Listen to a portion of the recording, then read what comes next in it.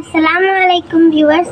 আজকে রাতের খাবারে আমার মা বানাবে ডিম পিঠা আর সাথে আছে গরুর মাংস। তাই এখানে আমার মা চালের গুঁড়ো আর ডিম একসাথে মিশ্রণ করে নিচ্ছে। দেখতে পাচ্ছেন কত সুন্দর পিঠা হয়ে গেল। এই তো ফাইনালি পিঠাগুলো ভাজা হয়ে গিয়েছে। দেখুন কতটা সুন্দর হয়েছে পিঠাগুলো, গোল গোল পিঠা। এই যে সাথে গরুর মাংস রান্না করে নিল। দেখুন কালারটা কতটা সুন্দর এসেছে।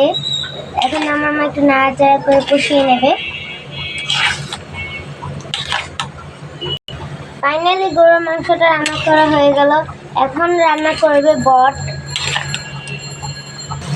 একে একে বটের মধ্যে এখন সমস্ত মশলাগুলো দিয়ে দেবে। মশলাগুলো দেওয়া হয়ে গেলে ভালোভাবে কষিয়ে নেবে। এই তো মশলা দেওয়া হয়ে গিয়েছে। এখন আমার মা ভালোভাবে কষিয়ে মশলাগুলোকে সব কিছু নেবে একসাথে। কষানো হয়ে গেলে বটগুলো দিয়ে একে একে সমস্ত পিঠাগুলো বানানো হয়ে গেল।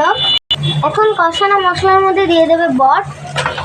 এবার ভালোভাবে কষাবে বটের সাথে মশলাগুলো।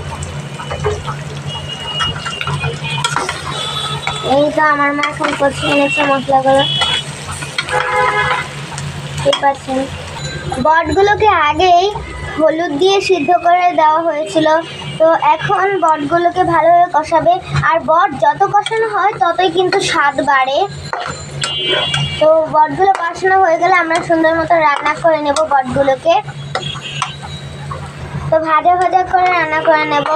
আজকে এ পর্যন্তই। সবাই ভালো থাকবেন। আসসালামু আলাইকুম।